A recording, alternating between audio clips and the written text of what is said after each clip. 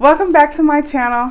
I am Dawn, and today we're doing our 6-month update for the VSG surgery. So if that's something you're interested in, please continue watching. So hello, I think we're gonna go over a couple of things. I went on my Instagram, love y'all, my Instagram peeps and fam. I was asked a couple of questions, and I wanna give y'all like an update on like where I am and regarding the surgery after 6 months of actually having it.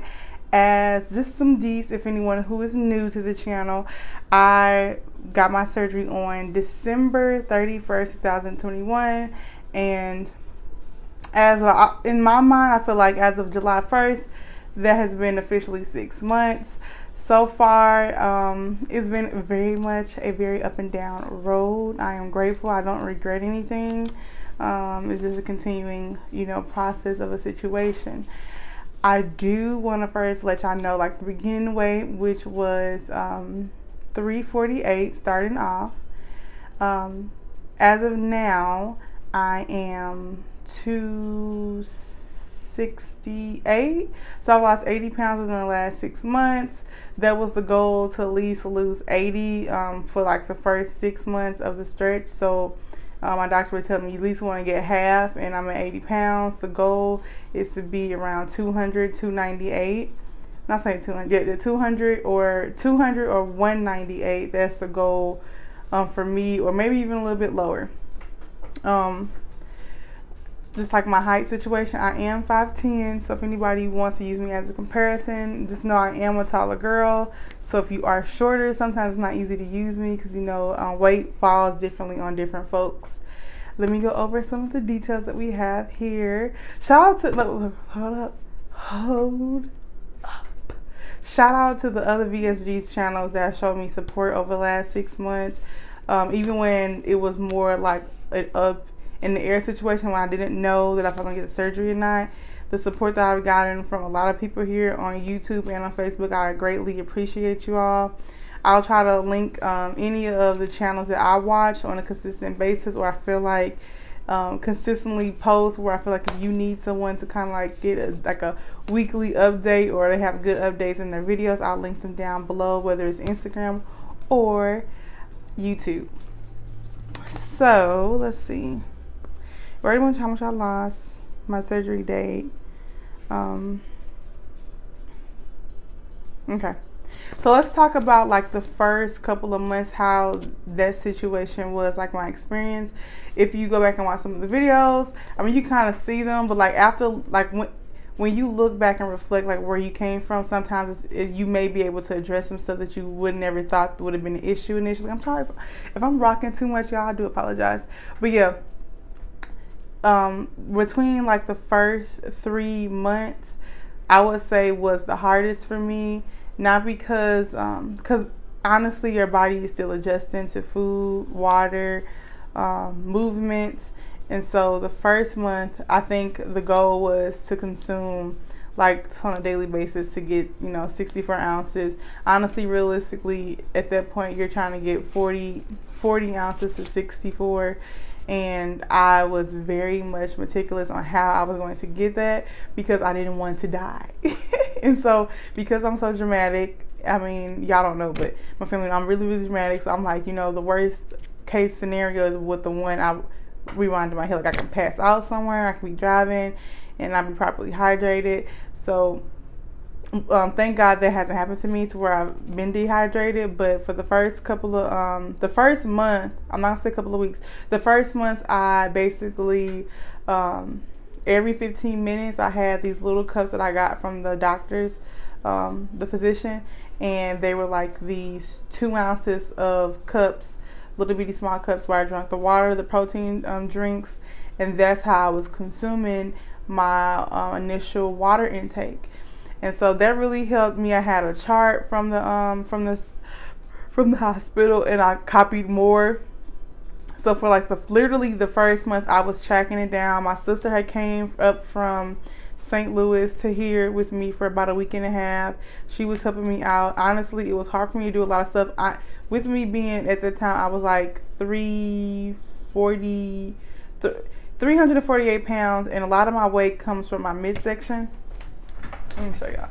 Like a lot of my weight used to come from here. Like I had like, I guess you can't see now, but I'm gonna show like a photo. Like I had a lot of belly. And so because the incisions are in the belly, if anyone who's had a surgery so far, like your belly will hurt. And it was just hard for me to kind of like lift it up and take a shower. So literally my sister, like I love you, she helped me take a shower for the first week she was here. Like she came out like the end of the first week. So I didn't take a shower for a couple of days. When she got here, I took a shower. We would take a shower every day or every other day. And honestly, I had to take the pain meds and there was prescribed. And I just took it because I wasn't religious, but it's like if I knew I had to move my belly or there was a lot of movement, I knew that I had to have the pain medication. I don't know the name of the medication, but I'll put it up here somewhere. But basically, probably about 15-20 minutes before I knew if I took a shower, I would take the medication. I'm really, really drowsy, but it really did help with the movement, like especially if I was going to be in the shower.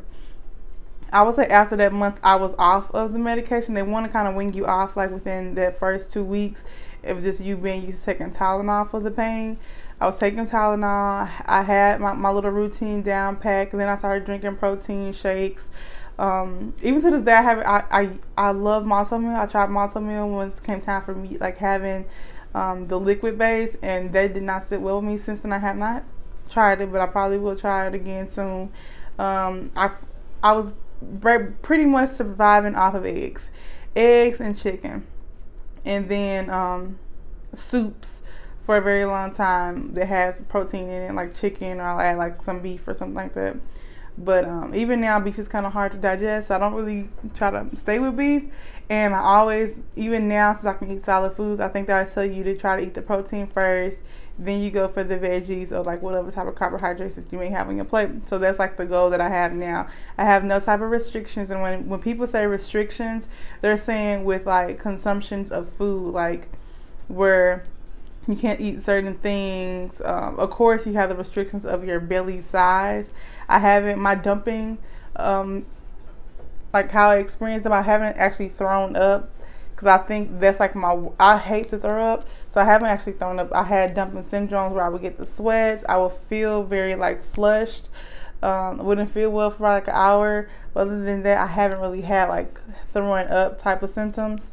So that's been a good thing. If this video, I may have to do like a 2-part, but I'm not going to try to make the video too long because I know y'all really don't care like all of the details.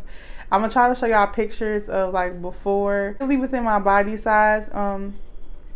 I started off at probably like a solid 26, 24. I don't think I was really ever that a lot because of my weight being in my midsection. I would have to get bigger clothes to like basically fit my breasts and to fit like my belly.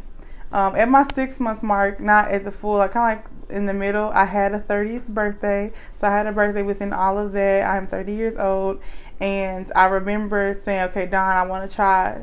I'm saying, speaking of the person, I was like, Dawn, I want to try clothes, and I want to try to buy some clothes. I know Bre has been like a big person on her that she's motivated me. Like, oh, okay, great, I need to do this, and this, and that. So I've like a mini haul on TikTok, but I want to try to like try on some clothes at least with y'all so I can see like the difference and show comparison. Before I was a 26, 24. Wearing a probably 4 to 3X. I am now I think when I'm wearing an 18-20 leggings that I have on. I recently purchased some jeans and they were like a 20. They were like a 22 and they were still too big, y'all. It was like an epic fail. It was too big. They was kind of feeling like floppy. So I'm probably like a 18-20 in pants. Shirts, I'm an extra large. I have a large shirt and it fits like super duper tight, but just knowing like different companies, the way that the sizings work with the clothing, I don't know what that is, the way that the sizings work with the clothing, I'm still trying to like figure that out. So I don't want to buy a whole bunch of clothes and then it doesn't properly fit me. So I don't mind like going to the store and then showing y'all some stuff like comparison of sizes on me. I think that'll be cool. People want to know about my post-op. That's what I mean. They want to know like how was the post-op. I kind of told you in the beginning how I was able to drink water and how I was consuming food. To go in details is kind of hard because I feel like on previous videos, maybe they were a little bit more detailed, and if they wasn't, it's almost like you would have had to ask me then because it's been so long. I basically went based off of my doctor's recommendations in regarding food consumption. I got a scale to weigh everything because I didn't want to overeat anything and to get like those dumping syndromes. Of course, I had times where, you know, the fat girl in me still fat. I wanted to try butter like tune me up. Things that I forgot the word, but some stuff does run through like the bowels. As far as like constipation, I would say in the beginning, because I was worried about having constipation, I did purchase the stuff that they suggest. I can't say the name of it because I can't remember what it is, but I'll put like a picture up here, or either I'll put it in the description below of what I was taking to make sure, like, it's a stool softener to make sure that, you know, I'm still able to have the movements come through, because you don't want to get constipated, especially after you've had surgery. One of the things that really helped me around that time was getting a water bottle that kind of had like the measurements of the ounces. So at least, because I was out of the phase of like counting it by twos, I was able to have a water bottle to be able to let me know, like, okay, Dawn, you drunk 8 ounces. This, you know, it's 4 or 5 hours into my work day. Because once going back to work, that's when it gets real tricky. Going back to work became real tricky, only because like, this is, we're going to talk about the process. You know, people always say, trust the process. You always want to, like, what the hell is the process? Okay. And that's why I was like, at first, I'm like, people keep saying trust in the process. I would say it. I'm like, really, what does that mean? Especially for people who don't know, what is the process? And so when I first went back to work, it's like you overcoming like struggles and looking at the end goal. And so when I went to work, everyone is pretty much informed that I've had the surgery that's been like either a boss or someone that's over me, especially my main supervisor and a person in human resources, because of some of the restrictions that we have for work.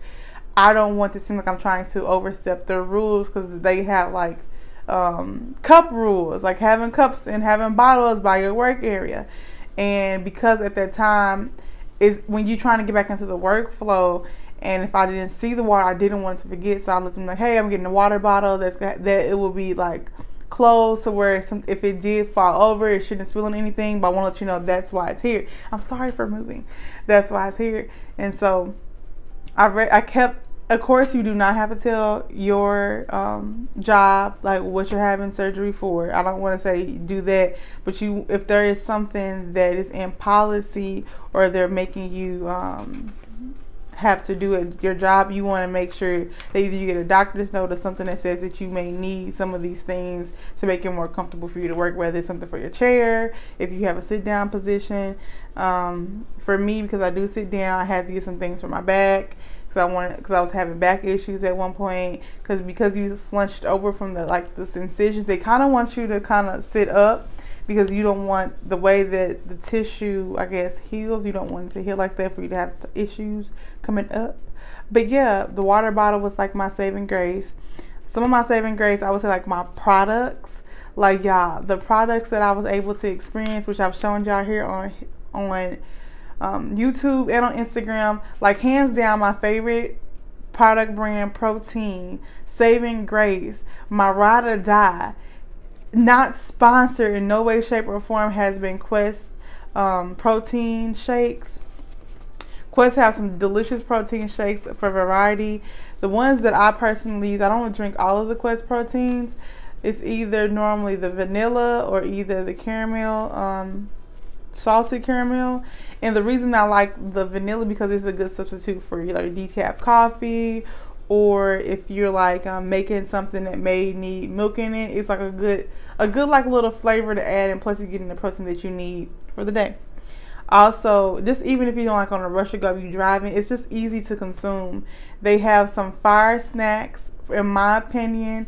In one of the videos, y'all heard me say I could dig their protein bars, but honestly, it's only the s'mores ones I like. I think because of the taste, but the texture is kind of hard to get past once you start eating real food again. It's like, okay, I can eat something with a little bit more substance. But I do like the bars that they have. I like Quest bars, and I like Atkins bars that they have for, and I'm seeing bars, I mean, they're snack granola bars. It kind of remind like a granola. Those are really tasty.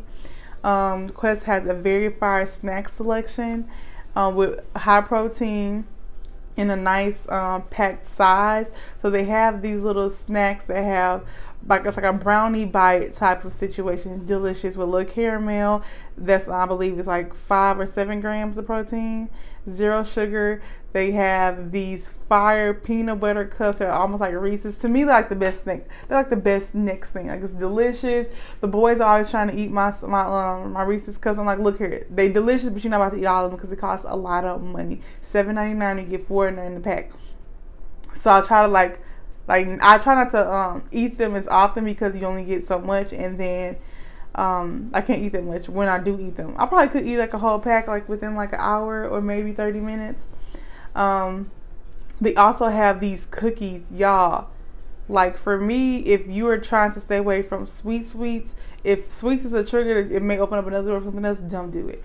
But for me, it's a good substitute. I like their snickerdoodles. I like their chocolate chips, protein cookies, and honestly, like, they like really delicious.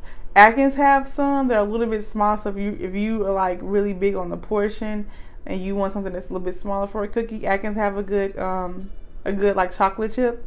Atkins have a really good protein drink too as well, which I've been drinking for a long time. It just doesn't have much protein as Premier or Quest.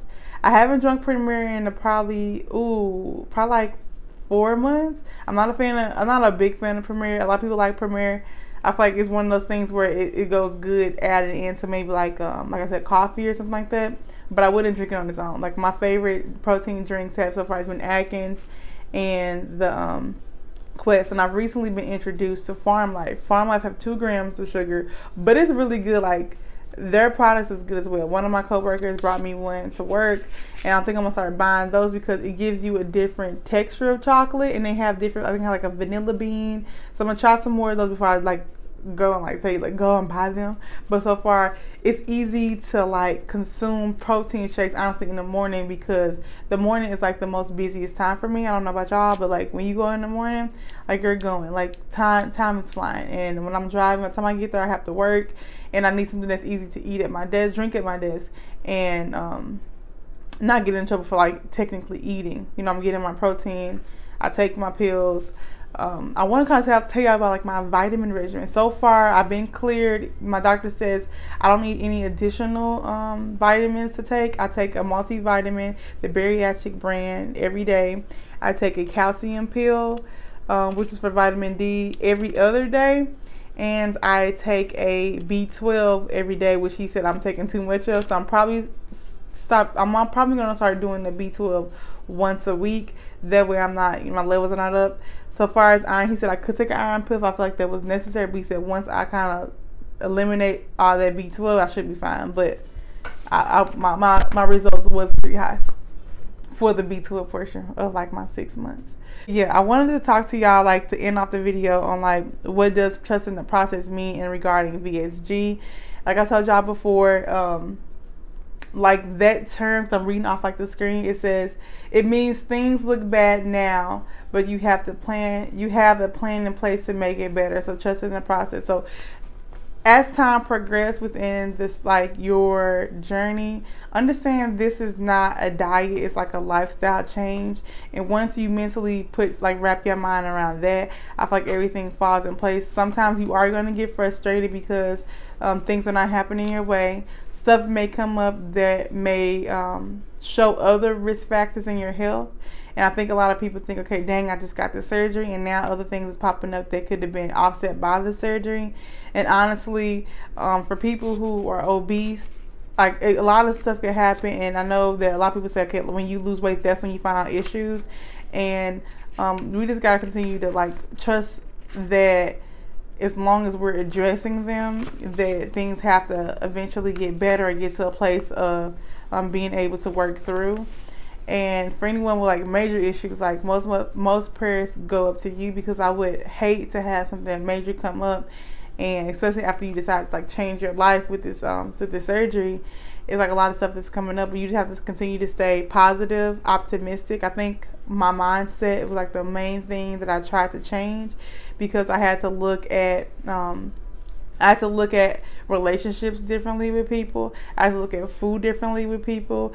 What did that look like for me in the long run? Like, how did me consuming food, what was it like in the end goal once there wasn't no restrictions? What was friendships going to look like? And the end goal was I did lose weight. How people going to treat me differently? One of the things I want to kind of like not change, to be more better in is in working out and being consistent with that, because I want to make sure I'm gaining muscle.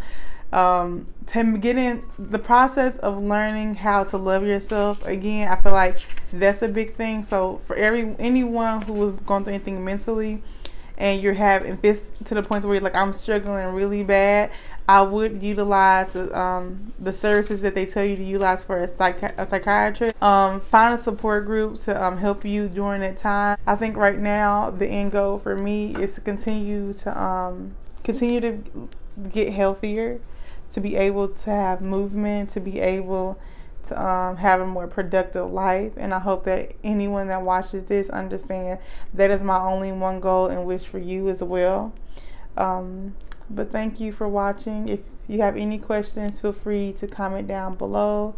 Like, comment as regular, subscribe to my channel. Our next video will be coming up soon. We're going to do some hauls. We're going to do a whole bunch of cool things to just not make it an update of weight. Like, what are we doing? Like, how is this working? When things happen that I think that are crazy that may be related to the surgery, I want to be able to share those moments with you, and for you to understand that, you know, Dawn is only human. So now I'm going to share like a little bitty mini collage of pictures and videos over the process of the last 6 months. I hope you enjoy. See y'all in the next video.